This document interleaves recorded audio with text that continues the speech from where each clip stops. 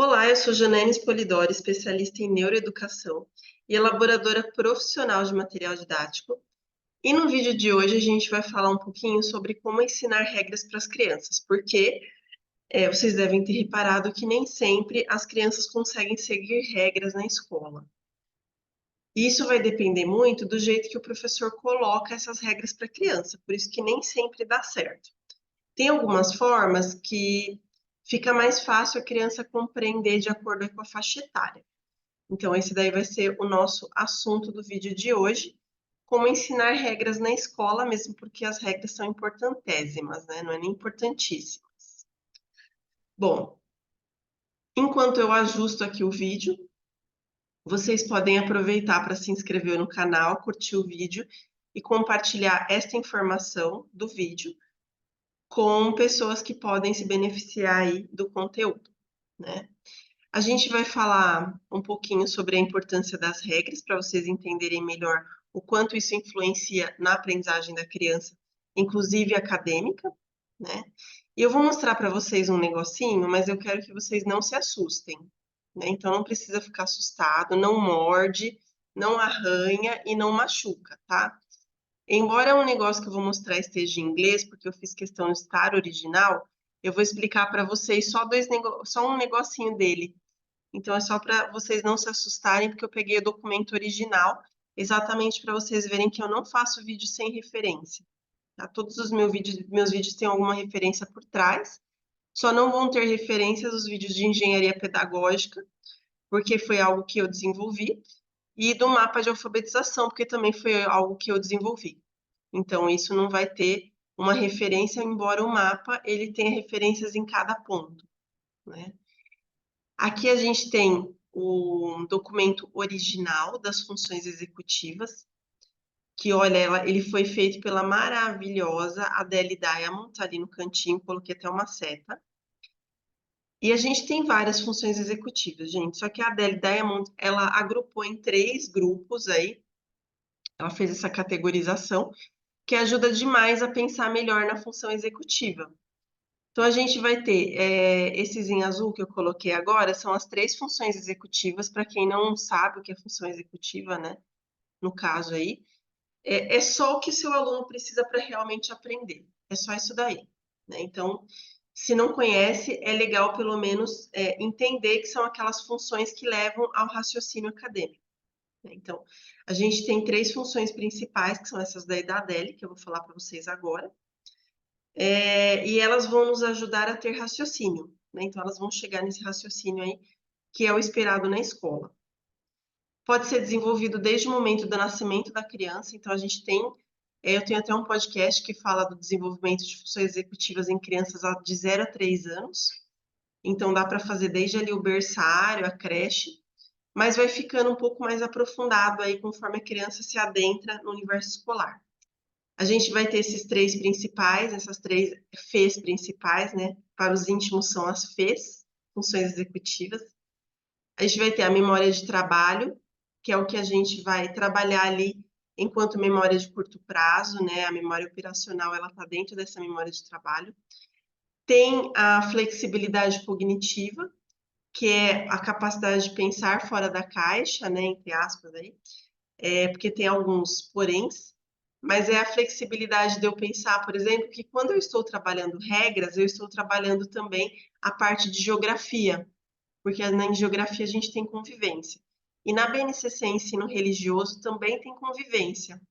Então, a importância das regras vão entrar nessa flexibilidade cognitiva também, mas principalmente nessa terceira FE aí, função executiva, que é o controle inibitório. Então, são 3: memória de trabalho, flexibilidade cognitiva e controle inibitório. Dentro do controle inibitório, a gente tem algumas coisas importantes, que é a inibição de resposta e o controle de interferências, né? Então, eu só consigo obedecer regras quando eu consigo ajustar o meu controle inibitório, né? Uma autorregulação aí, que está até aqui do lado. O que vai acontecer? Se não está de acordo com a faixa etária, o jeito que você instituir a regra, a criança vai ter mais dificuldade de se autorregular. Porque A gente já vai falar disso, que eu vou chamar um colega aqui para ajudar a gente. Um colega que todo mundo conhece, gente, super famoso aí mundialmente. Olha como tô importante nesse vídeo. Tô chamando aqui carinha que o mundo inteiro conhece, hein? Mas no controle inibitório, como o próprio nome diz, ele ajuda a inibir ações, né? Então ele vai inibir, por exemplo, a atenção dele para não prestar atenção no colega que está fazendo bagunça e fazer a lição dele, para não participar junto, né? Então essa inibição vai aparecer de várias formas aí dentro, essa é a parte neurológica, né? Dentro das regras. Além disso, eu vou chamar aquele colega que eu falei para vocês para nos ajudar. Todo mundo conhece ele. Se não estudou ele na faculdade, seu diploma não é válido, porque sem ele a gente não faz nada, né? Que é o nosso amiguinho Piaget. Olha aí, colega famosérrimo, trazendo aqui para vocês, e a gente vai falar exatamente dos estágios, ou estádios, aí o que você preferir chamar. O povo de psicologia, a gente gosta de falar que é estádio, estádios cognitivos, né, do Piaget. E o povo de pedagogia gosta mais de estágios. Eu, como estudante, não, como formada, me formei no ano 2000, né? Como formada em letras, eu vou contar para vocês que estádio é a mesma coisa que estágio. Eles são sinônimos, tá? Então, tanto faz se você usar estádio quanto estágio. Os estágios de Piaget, a gente tem eles aí, e os números representam a faixa etária, tá? Como eu trabalho mais com faixa etária de infantil e fundamental 1, eu vou focar neles, mas basicamente o sensório motor é uma fase mais concreta, eles alternam, né? Sensório motor é mais concreta, pré-operatória é mais abstrata, fantasiosa, no caso. Operatório concreto é concreto, operatório formal é muito emocional, então é uma fase mais abstrata. Falando do pré-operatório, é uma fase que as crianças usam muito a comunicação verbal, mas principalmente elas têm uma queda pela fantasia, né, pelo jogo simbólico. Então é aquela idade do faz de conta dos 2 aos 7 anos. Então ela vai fazer de conta que é a mãe, vai fazer de conta que é um médico, vai fazer de conta que está dando aula na escolinha. Então esse pré-operatório tem muito esse jogo simbólico, que se a gente usar para falar sobre regras, vai dar mais resultado, porque é o que a sintonia da criança. Sabe quando, não sei se vocês são dessa época, né, ou se vocês já ouviram falar, a gente tinha que sintonizar o rádio. Então, quando você muda a estação, se você está numa estação que não é uma estação bacana, né, que não é daquele número, aquela frequência, né, pessoal de eletrônica explica melhor isso, mas tem uma frequência. Então, se você não está naquela frequência, fica aquele ruído que está fora de estação, né? Com as crianças, gente, é a mesma coisa para você ensinar regras. Se você não entra na frequência dela, ela não vai entender direito o que você está falando, né? Então, isso é super importante. O pré-operatório, então, ele vai ser de 2 a 7 anos, aproximadamente, tá? Tem umas crianças que vão aquém, outras além, mas elas vão entender melhor se você falar dentro do lúdico, do fantasioso. E no operatório concreto, como o próprio nome diz, é uma fase bem concreta mesmo, de desenvolvimento de raciocínio, que vai usar o concreto para chegar ao abstrato na próxima fase, né? Então, nessa fase, precisa ser o preto no branco mesmo, como a gente fala aí em expressão popular. Precisa deixar registrado, deixar escrito, explicar o que é. Então, coisas muito emotivas, essa faixa etária não vai entender bem, porque ela é muito concreta. Então, você precisa de exemplos práticos para que essa fase entenda o que você está falando. Ah, você precisa respeitar o colega. Mas o que é respeitar o colega? Qual que é o modelo disso? Porque às vezes o modelo dele familiar é diferente do que você espera em sala de aula, né? Então, a gente tem essas diferenças aí. Vejam como a teoria entra na nossa prática, né? E como a gente tem que ser profissional percebendo essa teoria na prática. Vou dar duas sugestões, tá? Eu vou utilizar para dar essas sugestões materiais da loja para ficar bem claro. Lá tem a amostra, se vocês quiserem, eu vou deixar o link aqui no resumo do vídeo. E vocês podem ver mais detalhes, a amostra, né? Mas já na capa a gente já consegue ver que esse material para menores, que é voltado para a fase pré-operatória, ele tem cartazes para usar e vai montar um livrinho de regras com a criança, tá? Por quê? A gente usa os cartazes que são muito visuais para poder lembrar qual é a regra. Então, eu exponho esses cartazes, mesmo que tenha a escrita, a gente tem um ícone que é o bichinho, que eu já vou explicar para vocês, que a criança vai se aproximar mais da regra, porque eu vou entrar no jogo simbólico dela, né? Eu vou ter esse apelo lúdico, né? Então, ande como uma tartaruga, ou seja, a tartaruga a gente anda devagar. Lógico que não é para andar assim no passo da tartaruga, mas não é para correr na sala, porque vai atrapalhar o colega que está fazendo lição, e a gente não está ali para correr. Quando a gente estiver na quadra bacana, pode correr ou no parquinho, mas dentro da sala de aula, tartarugas, né? Ouça como uma raposa. Então, a raposa ela tem audição muito desenvolvida, né? Então tem que ser bem acurado. Aí quando a professora falar, tem que ouvir muito bem. Daí pode fazer até umas brincadeiras lúdicas de colocar sons no celular para a criança descobrir que som que é, para ver se ela está ouvindo que nem uma raposa. Então isso vai ser bem legal aí para a criança dessa faixa etária. E naturalmente você tem que registrar, porque sem o registro isso fica muito verbal e a criança não se sente parte daquelas regras, né? Vai ajudar no controle inibitório que eu falei lá no comecinho.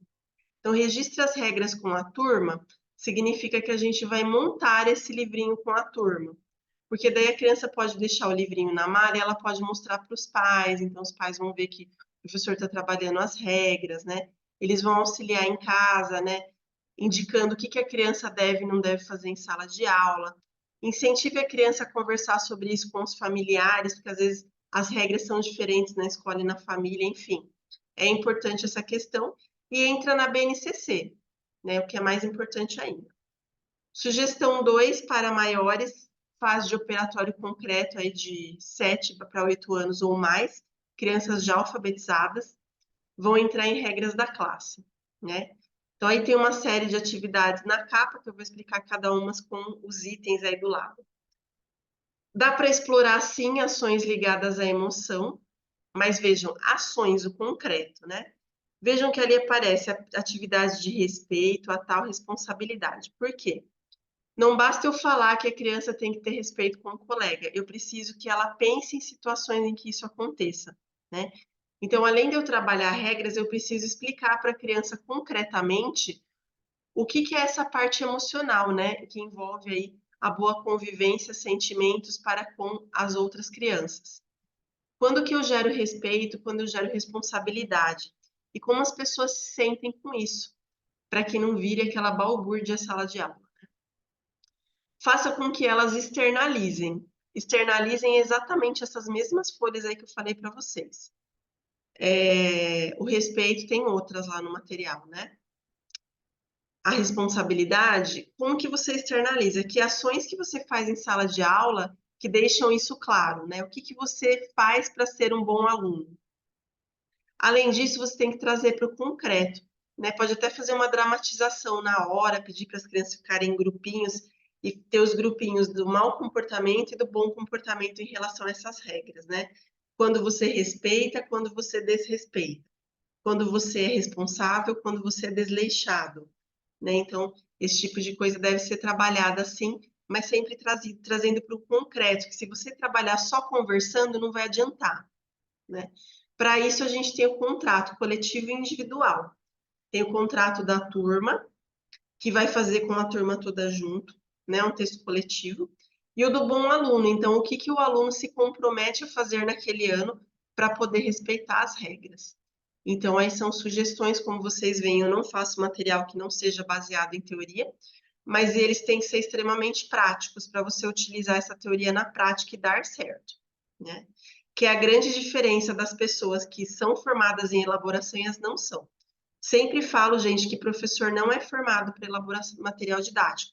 Então, cuidado de onde vocês tiram as atividades. Se é um professor querendo se autopromover, isso é muito perigoso, porque esse professor não está com a responsabilidade ajustada, né? Então, tomem cuidado com o que vocês consomem e trazem para a sala de aula. Por favor, tem que ter uma regra aí para você pegar atividades, seja a forma que for. né? Pegar atividades de uma pessoa não apta, não formada a fazer atividades é bastante preocupante. Por isso que a gente tem até o curso de elaboração. Se você tiver interesse, você pode entrar em contato com a Cirla e vou deixar o contato dela aqui embaixo do vídeo também. Eu não tenho falado muito disso, mas vale a pena lembrar que a gente tem esse curso aí com o início das aulas em fevereiro. Se você não está nesse início das aulas, né, em fevereiro, entre também em contato com ela, porque a gente sempre mantém uma lista de espera para o próximo curso, né? Então isso é bem bacana, porque daí ela avisa para vocês. Espero que vocês tenham gostado, link dos materiais no resumo. E até nosso próximo vídeo aqui no canal Janaína Polidoro, que agora você já está inscrito. Quando tiver vídeo, você já vai saber.